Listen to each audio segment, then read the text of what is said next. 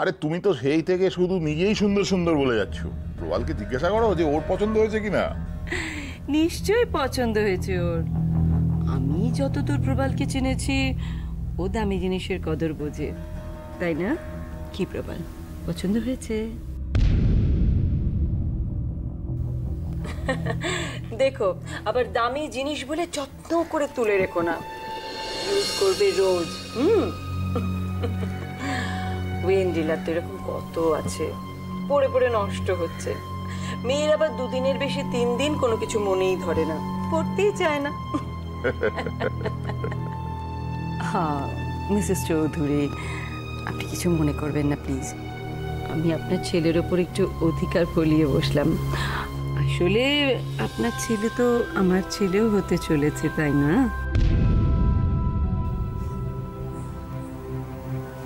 ঠিক আছে। কি মিস্টার চৌধুরী, প্রবালের হাতে ঘড়িটা কিরকম মানিয়েছে বলুন। হ্যাঁ, ভালো।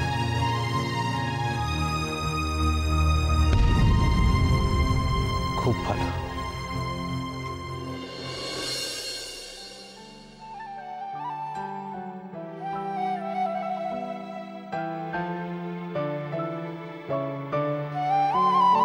প্রবাল, উচ্চ মাধ্যমিকের রেজাল্টটাই আসল, বুঝলি? তুই এত ভালো রেজাল্ট করেছিস না, ভবিষ্যতে তোর কোনো চিন্তাই নেই। তুমি খুশি হয়েছো বাবা? আমি খুব খুব খুব খুশি হয়েছি। কেন, তুই খুশি নোস? দূর, জানো বাবা, ওই সুদীপ আছে না, ও গ্র্যান্ড টোটালে আমার থেকে 6 নম্বর বেশি পেয়ে গেছে। তাতে কি হয়েছে? তুই নিজে কি করেছিস সেটা নিজের কাছে স্পষ্ট হলেই হল। শুধু শুধু ইঁদুর দৌড়ে নাম লিখিয়ে লাভ কি বাবা?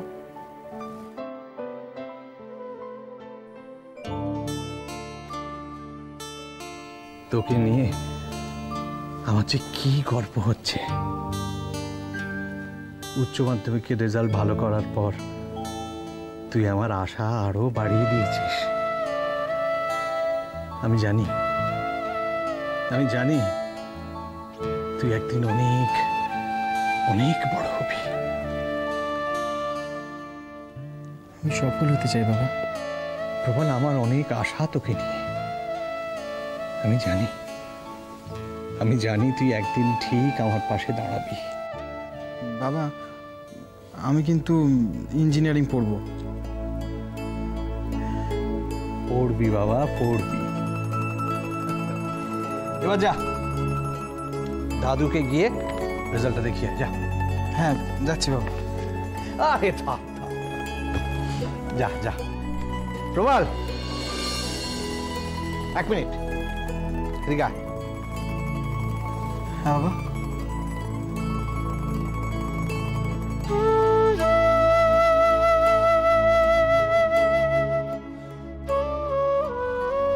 বাবা, এটা আমার আশীর্বাদ। বলতে পারিস আমার বাবারও আশীর্বাদ। আমার বাবা ম্যাট্রিক পাশ করার পর আমাকে এই ঘড়িটা দিয়েছিলেন। এটা আমার বাবার ঘড়ি। একে সারা জীবন খুব যত্ন করে রাখিস প্রবাল।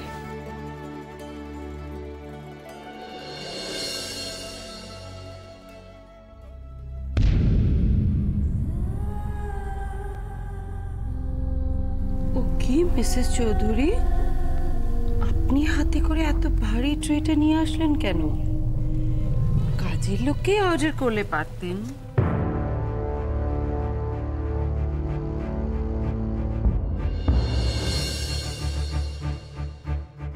বাড়িতে অতিথি এলে তাকে নিজে হাতে চা দেওয়াটা এই বাড়ির ভদ্রতা।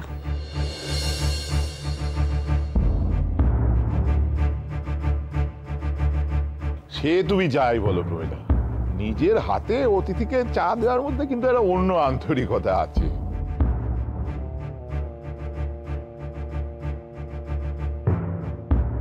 মিস্টার সরকার, এ বাড়িতে কেউ ইটালির ঘড়িও পড়ে না, আর কাজের লোককে দিয়ে অতিথি আপ্যায়নও করা হয় না।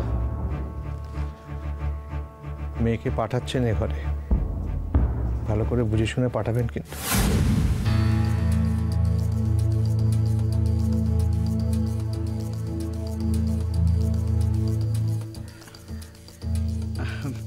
আপনারা চাটা নিন, ঠান্ডা হয়ে যাচ্ছে।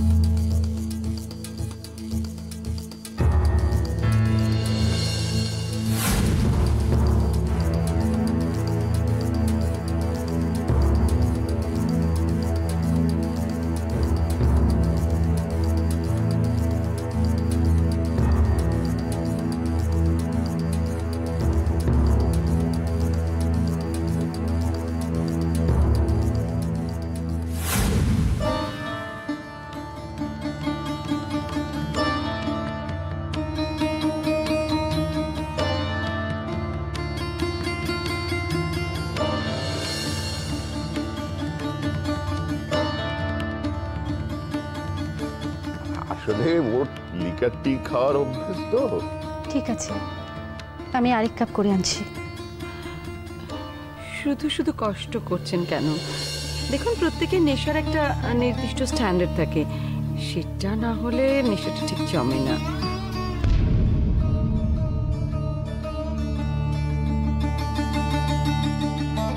কিন্তু এই স্ট্যান্ডার্ডে ঐন্দ্রিলাকে তো বানিয়ে নিতে হবে মিসেস সরকার।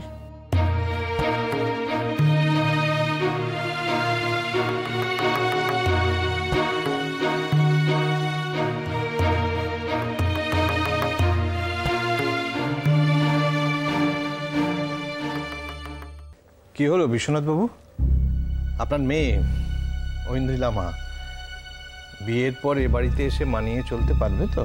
না, সে তো পারতেই হবে মিস্টার চৌধুরী। এখন আর এই প্রশ্ন কেন উঠছে?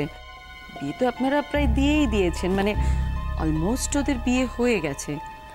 এখন আমরা বাকি কাজটা সেরে ফেলতে চাই।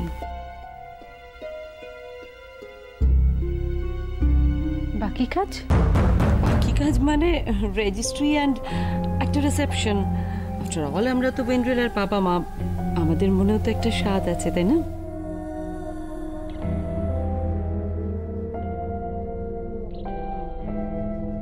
তাই আমরা ভাবছি যে রেজিস্ট্রি হওয়ার পরে একটা গ্র্যান্ড পার্টি দেব, তারপর আপনাদের বাড়িতে বউ করে পাঠাবো। আর লোক জানিয়ে কি লাভ? যা জানাজানি হওয়ার সব তো হয়েই গেছে।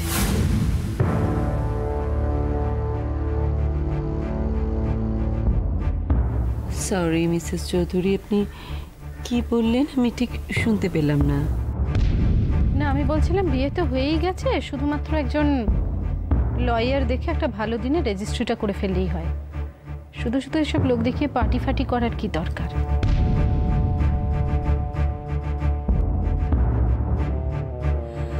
ওই যে বললাম আমাদের মনের স্বাদ। দেখুন, দুটো নয়, তিনটে নয়, চারটে নয়, আমাদের ওই একটা মাত্র মেয়ে ওয়েন্দ্রিলা। একটু ধুমধাম করে বিয়ে দেব না? ঠিক আছে ঠিক আছে, এসব কথা পরে হবে। তার আগে আমি একটু ঐন্দ্রিলার সঙ্গে কথা বলতে চাই।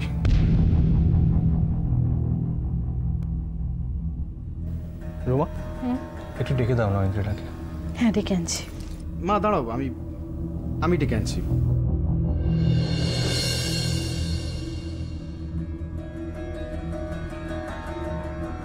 দেখেছো, আমার মেয়ে কিন্তু খুব লাকি। রোয়াল কিন্তু সত্যিই ওকে খুব ভালোবাসে। ভালোবাসা, মাই ফুট। লাকি কে? এবারে লোকেরা লাকি না আনলাকি, সেটা এই প্রমীলা সরকার খুব শিগগিরই প্রমাণ করে ছাড়বে। জানো বৌদি, আরে দাঁড়া, আগে বিয়েটা তো হোক, তারপর বৌদি বলিস। শ্রেয়া, আমাদের বিয়েটা তো প্রায় হয়েই গেছে। মম ড্যাড তো সেই জন্যই আজ এখানে এসেছে। আমার আর প্রবালের বিয়ে আর রিসেপশন নিয়ে কথা বলতে। রিয়েলি? ইস, কি মজা। কিন্তু আমি অন্য একটা কথা ভাবছি। কি কথা দি ভাই? ভাবছি ওনারা হঠাৎ করে এরকম বদলে গেলেন কি করে? হয়তো আমার মুখের দিকে চেয়ে। মম ড্যাড আমার জন্য খুব কষ্ট পেয়েছে। আমি তো ওদের একটাই মেয়ে। দেখো, যা হয় ভালোর জন্যই হয়।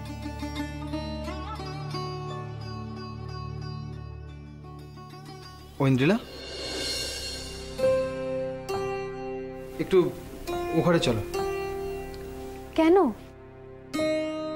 বাবা ডাকছেন একটু। ও চলো চলো চল।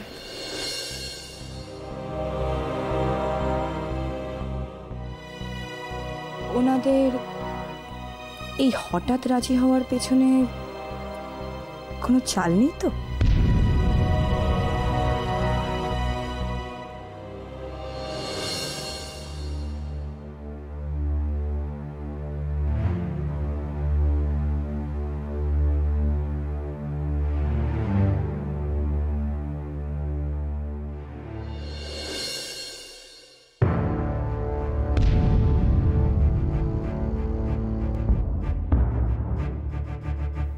এসো ইন্দ্রিলা, এখানে এসো। দাঁড়িয়ে রইলে কেন? এসো বসো।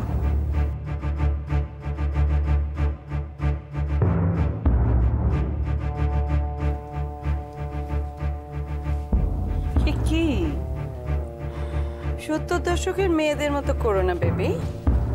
এটা কোনো বাঘের খাঁচা নয়, এটা তোমার শ্বশুর বাড়ি। তাই তো। আরে বাবা, প্রবালের বাবা শুধুমাত্র কয়েকটা কথা বলবে তোর সাথে, এতে ভয় পাওয়ার কি আছে? যা চল।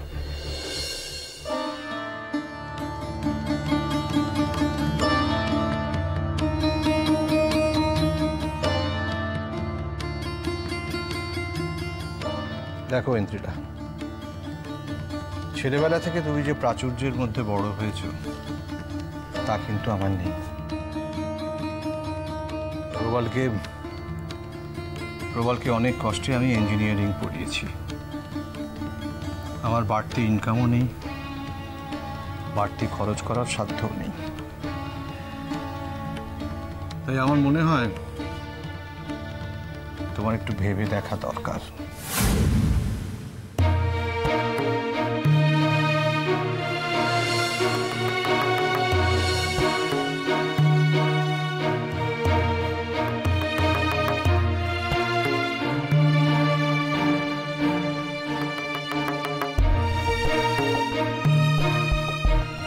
দেখো ইন্দ্রিলা, প্রবালের বাবা তোমায় যে কথাগুলো বলছেন সেগুলো তুমি বুঝতে পারছো কিনা আমি জানি না।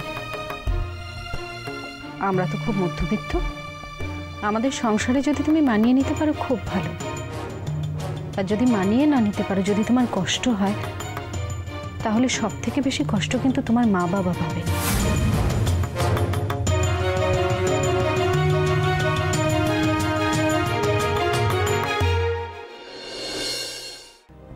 তা বলে ভেবো না যে তোমার ভালোবাসায় কোনো ঘাটতি হবে। ওই ভালোবাসাটুকুই তো আমাদের পরিবারের একমাত্র সম্বল।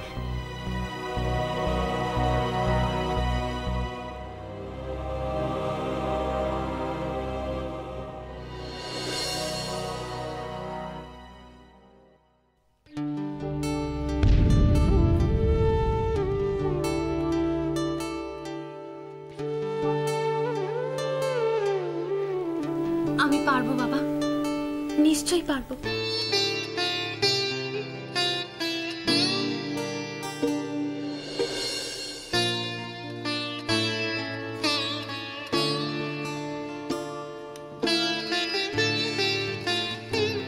বাস, আর চিন্তা নেই। তাহলে এবার অনুষ্ঠানের ব্যাপারে আলোচনাটা সেরে বুঝতেই তো পারছেন আমাদের একমাত্র মেয়ে, তাই একটু ধুমধাম করে অনুষ্ঠানটা করতে চাইছিলাম আর কি। খরচা টরচা নিয়ে ভাববেন না, যা খরচাপাতি হবে পুরোটাই আমরা বেয়ার করব। বিশ্বনাথ বাবু, এখনো কিন্তু দেউলিয়া হয়ে যায়নি।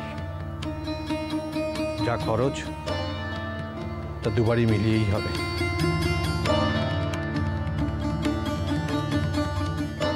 একদিনে?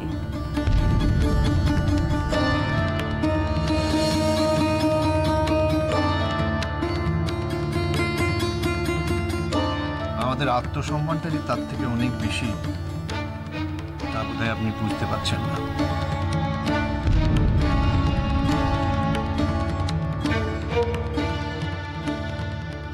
সে ঠিক আছে, ও সব পরে দেখা যাবে। এখন ওই বিয়ের ডেটটা একটু তাড়াতাড়ি ফিক্স করে দিতে পারলে ভালো।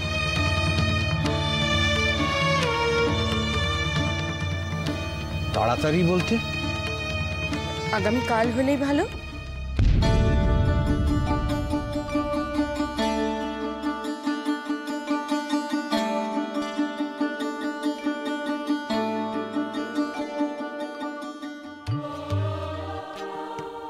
আগামীকাল? আসলে ওদের দুজনের ওই বিদেশ যাওয়ার ভিসাটার জন্যই এরকম তাড়াহুড়ো করছি।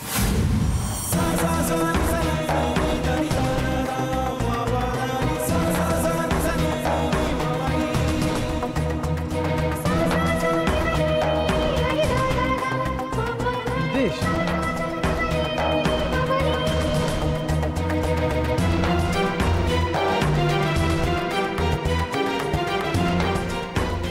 হ্যাঁ, বিদেশ।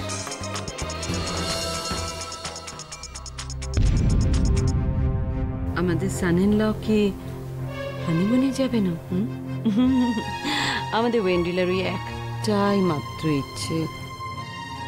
প্লিজ প্রবাল, তুমি না করো না।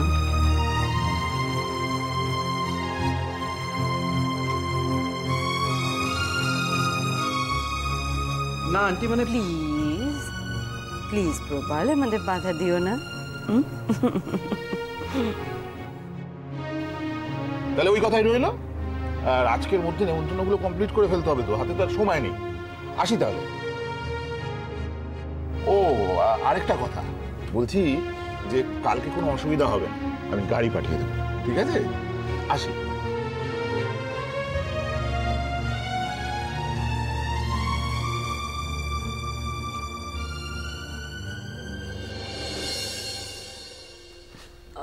ওকে দেন, বাই এভরিবডি, কালকে দেখা হবে। আর হ্যাঁ শ্রেয়া, ঝিমলি, আমি কালকে গাড়ি পাঠিয়ে দেব, তোমাদের একটু আসতে হবে। আসলে ডিজাইনার স্টুডিও থেকে তোমাদের কস্টিউমগুলো আমি নেব। ফিটিংস ঠিক না হলে খুব খারাপ দেখায়, তাই প্লিজ কষ্ট করে চলে এসো। তার কোনো দরকার হবে না। আমরা বরং একটু কষ্ট করে কাল রাতে ঐন্দিলাকে নিতে আসবো।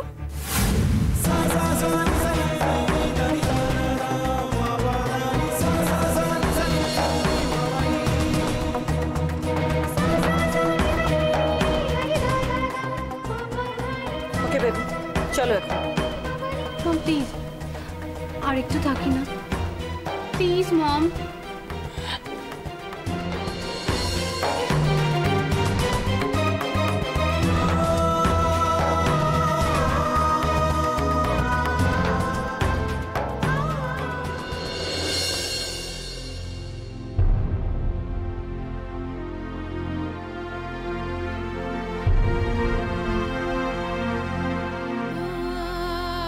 বাবা,